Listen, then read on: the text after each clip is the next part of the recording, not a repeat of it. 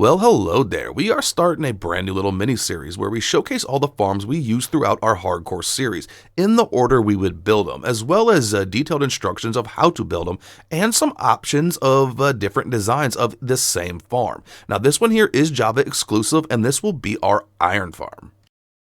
Alright, my dudes, I go by Hooligan, and well, I mainly do hardcore Minecraft content. We're currently in Season 2 of what we hope will be our forever world. But whatever, that's not what we're here for today.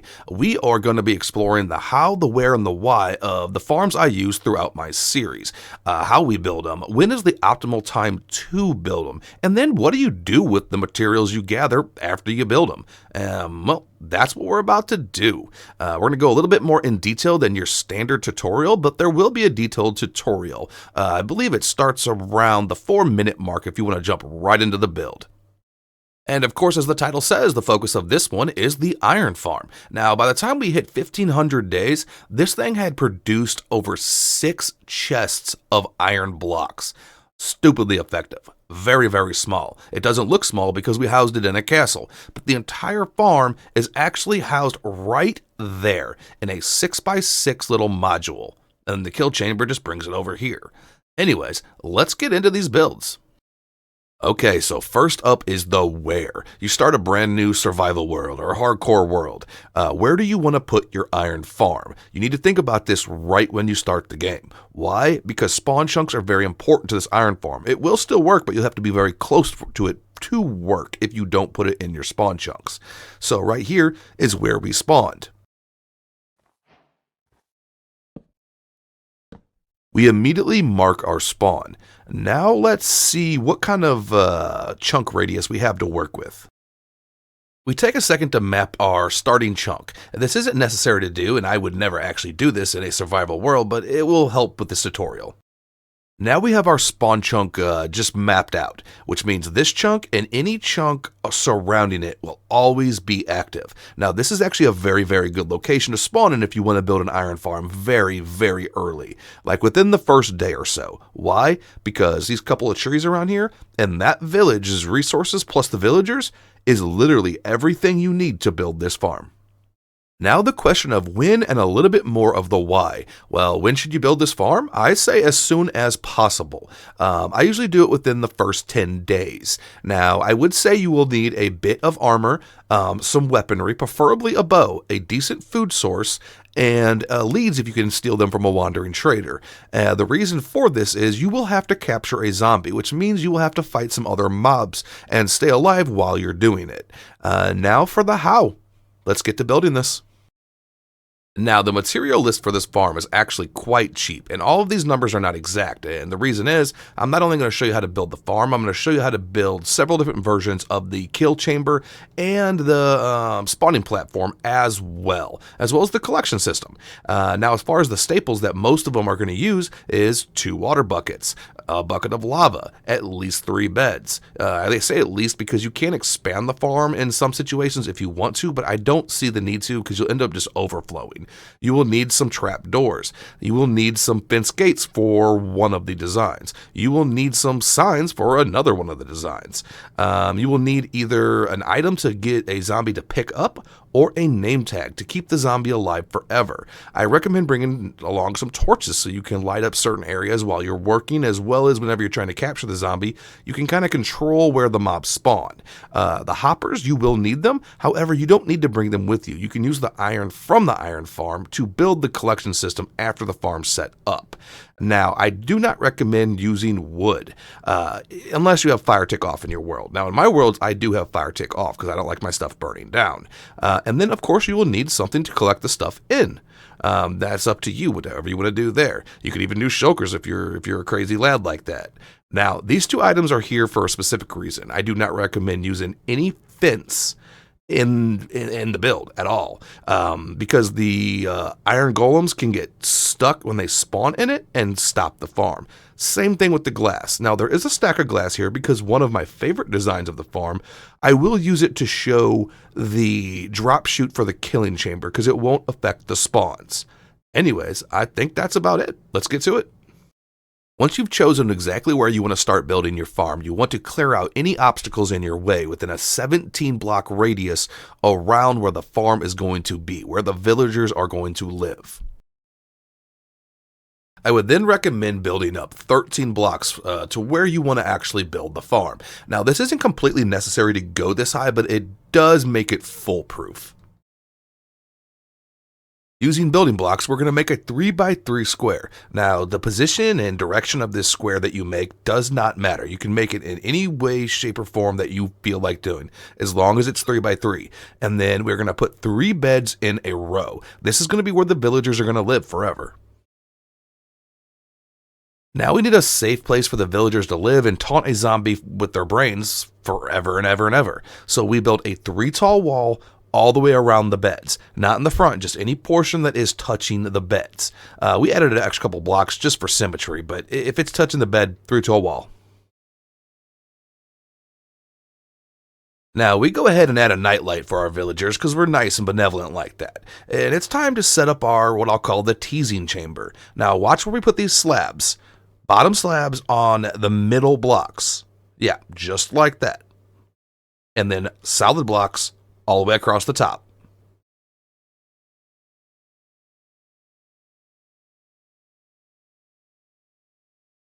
So this is what you should have. Now these 2 trapdoor placements are pretty specific. Right here, on the bottom half of this block, and underneath this block. Then we are just going to close this in.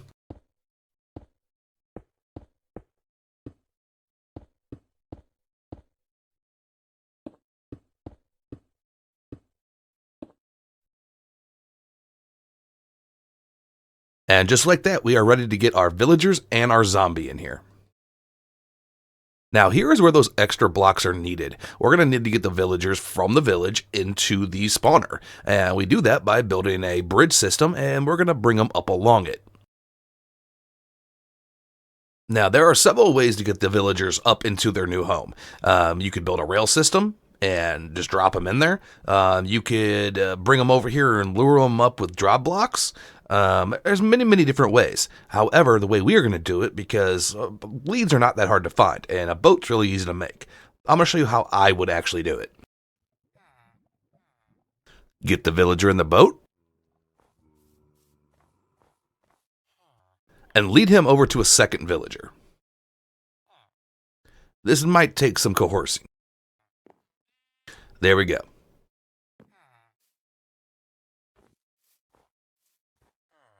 Now, at this point, you should be able to pull these guys up and across the path.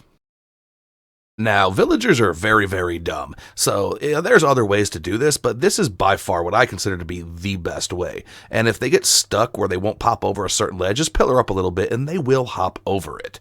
Anyways, we get them into the farm and go ahead and just break their boat so they live there forever. Now, we need 3 villagers, so we can go get another villager, or we could just let these guys breed up another one. We're going to option for that.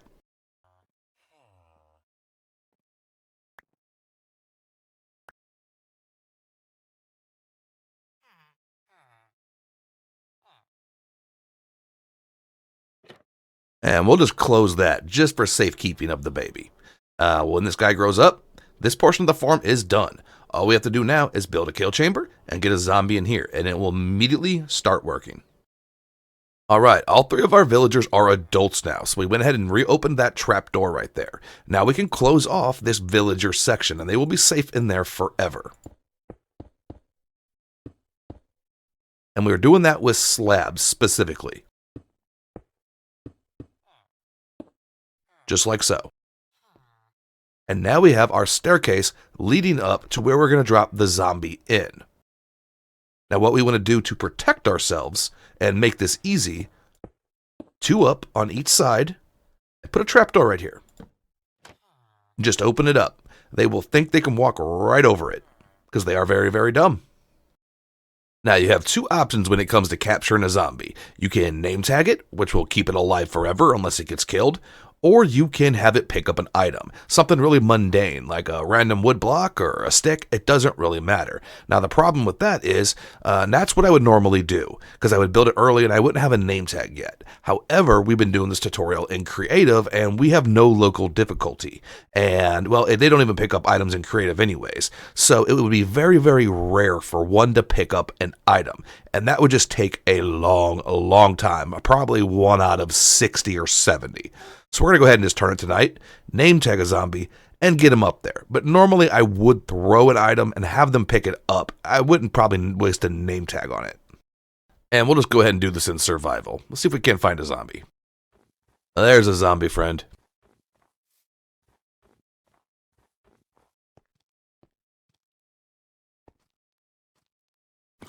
And just like it, he's in his forever home. And he's already started spawning golems. Golem? Golem, whatever. We go ahead and name tag our friend.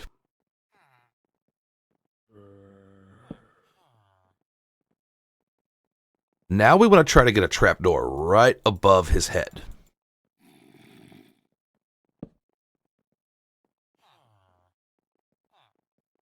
With a solid block above it. This is important or he will burn.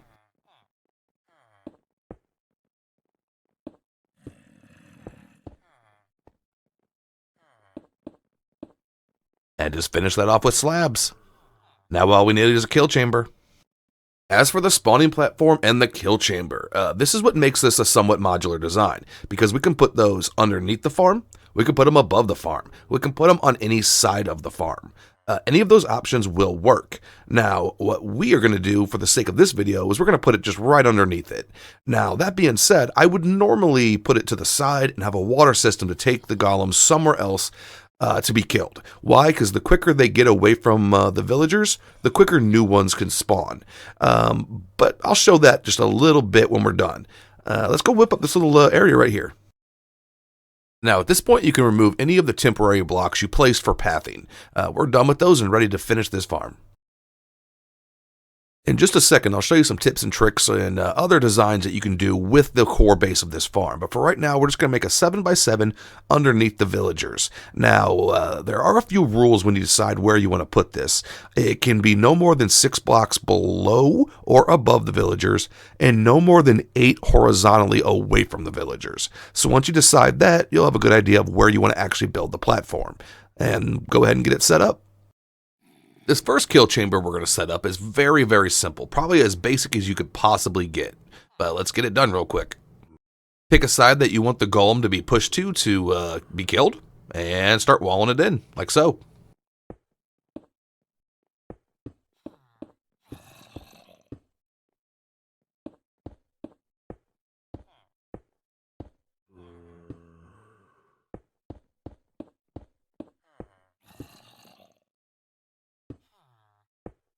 Once it's walled in, we're just going to go ahead and set up our collection. So we're going to put a hopper right underneath this block.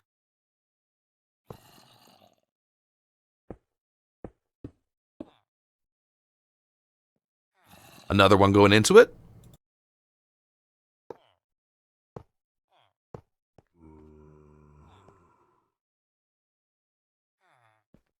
This guy's not cooperating. There we go.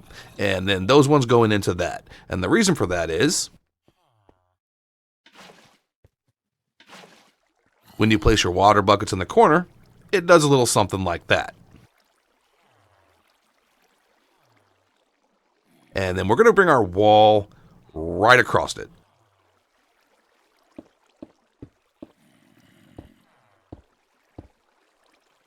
And I kind of forgot that this would freeze, so we'll just torch that.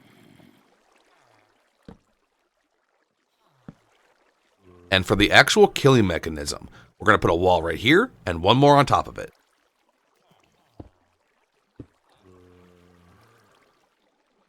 Signs all the way around this wall.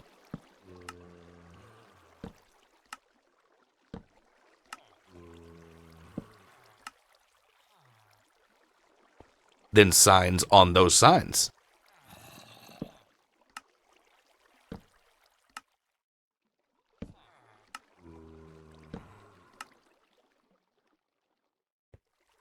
Then we can shift and place our lava. And this kill chamber is now set up. We do have to get rid of that other golem, though, or they're probably not going to spawn. Sorry, buddy. And to prevent any loot loss in this design, I would put a row of stairs like this all the way over to there.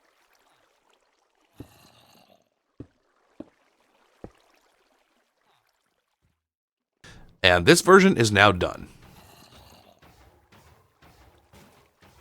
Let's check out some other designs, though.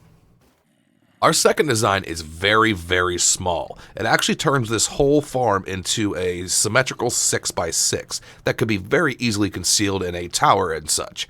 Now, this thing works just fine. Now, the problem is, and it's not even a big problem, it slightly decreases the rates because it has more failed attempts at spawning because there's less area to spawn. But it still works just fine. It all depends on how much you need and the size of the farm you want to build. Now, the collection system is very simple right here. It's just 3 hoppers going into a barrel at the stair on each side. That way any of the loot can't fall through. It just goes right into the collection system. And we use fence gates opened to house our kill mechanism on this particular farm. Now, if we were going to build this in our survival world, we would probably have this be solid walls in a tower where we wouldn't need these fence gates right there because they would play the part of the fence gate in holding that lava there. Anyways, very compact, very effective, but let me show you my absolutely favorite version, the one I use in my world.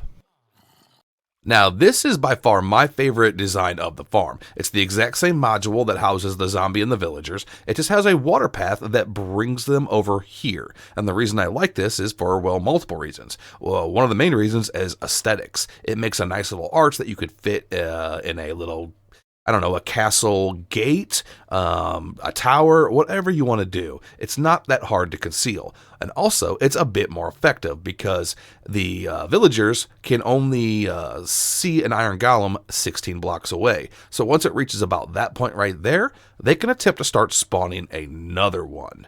Now, as far as the kill chamber.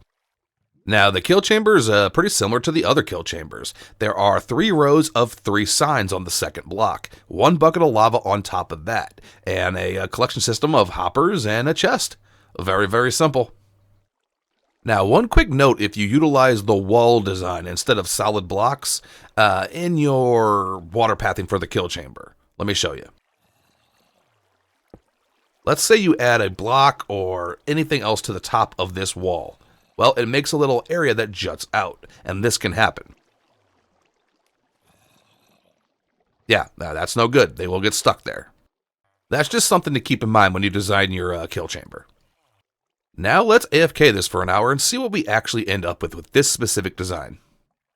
Now, we'll get to the numbers in just a second, but a couple little notes while this thing is running. One, it functions much more efficiently at nighttime because the villagers can constantly try to get in their beds, but it still functions just fine during the daytime too, just a little bit slower. Okay, now, so it's been about an hour. How much iron do we have? That is roughly about 250 iron per hour, every single hour. It'll never stop working. It doesn't matter where you are, what you are doing, it will always be working. You could be in the nether, the end, doesn't matter. It'll always be functioning for you. Now, what do those numbers actually mean? So once you've built your farm, and let's say it's been running for 100 days, that equals up to, if you do not sleep, 8,333 iron. What does that mean? Well, what that means is that amount of iron would allow you to build 25.5 stacks of hoppers. That's a lot of farms you can make. Or how about 14.5 stacks of iron blocks? Oh, that's a lot. That's a lot considering this will just keep going and going and going forever. And here's another use for all that excess iron. All 3 of these guys right here, they will buy your iron. Now, this guy right here always has a chance to buy it. No matter what, he will always buy it. And if you cure him, he will buy it for 1-to-1 ratio. This one and this one, the armorer and the toolsmith, they have a chance to buy the iron. For instance, this guy here, he did. The zombie cured one that we wanted to showcase, he did not, but he does have a chance to do it. And then you can take all them emeralds, especially if you cure the villagers, and you can get all your gear stupid cheap. Yes, I mean, realistically, you could get full diamond gear, full diamond tools, and never even have to mine a diamond. Yeah, that's right. Now, I don't know why anybody would need any more iron than that in a single player or hardcore survival world. However, let's say you're playing on a multiplayer server and you don't have access to the spawn chunks. Well, I would like to show you how to make this farm, but also quadruple the rates. So I'll show you one more design, and this one I will use a fair amount of glass so you can see the design. It still uses that same module. And here we have the most OP version of this farm, where these modules, all 4 of them, will spawn golems simultaneously, quadrupling the rates. Very, very effective.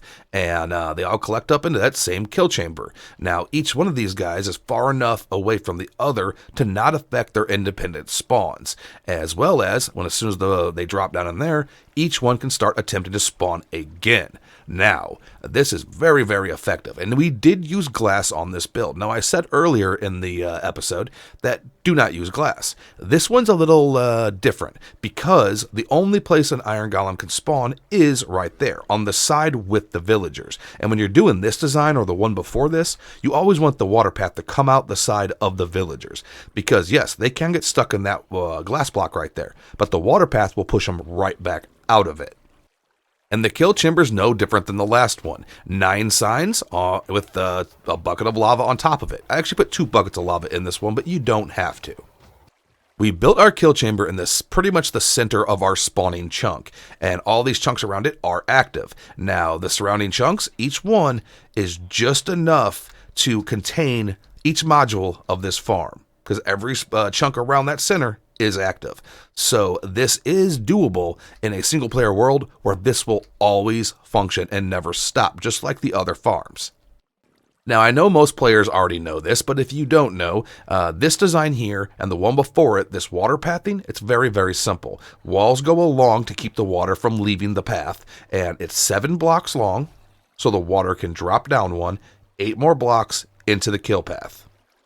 So if you decide to build this version of the farm, let's do a quick AFK and see what you will end up with. This design significantly increases the output, but also requires 12 villagers, 4 zombies, and a fair bit more space. It could also be made to look pretty cool, though. It's been an hour. Let's see what we ended up with. With 1, 2, 3, 4, 5, 6, 7, 8, 9, 9.5 stacks of iron. That is roughly 600 iron an hour that will always be working. Now, that is not quite quadruple like I predicted the rates would be, but that is still a significant bump over 250 from the regular design. However, it is worth noting that there is some RNG involved when it comes to the golem spawning. Sometimes spawn attempts fail, sometimes they go really well, and sometimes the iron that the golem drops is just less than, well, it's not always going to be the max value it can drop. So it's not unreasonable to think that the range is actually probably somewhere between 600 to 700 per hour. I think 600 is probably a pretty good mark, though, because that is a ridiculous amount of iron every single hour. I challenge anybody to use that much. But if you're on a server and you have friends to give it to, or even just sell it or trade it for other goods, then it might be worth it. Otherwise, I would advise building the other farms. However, that's about all for this episode. I think we went over just about everything. I got hardcore content to go do. If you guys would like to, I welcome you to come check it out. There will also be more farms coming out in the order I build them in my world. That'll be coming out really soon. Anyways, peace and love, fam, and I hope somebody out there got some insight from this video. Thank you.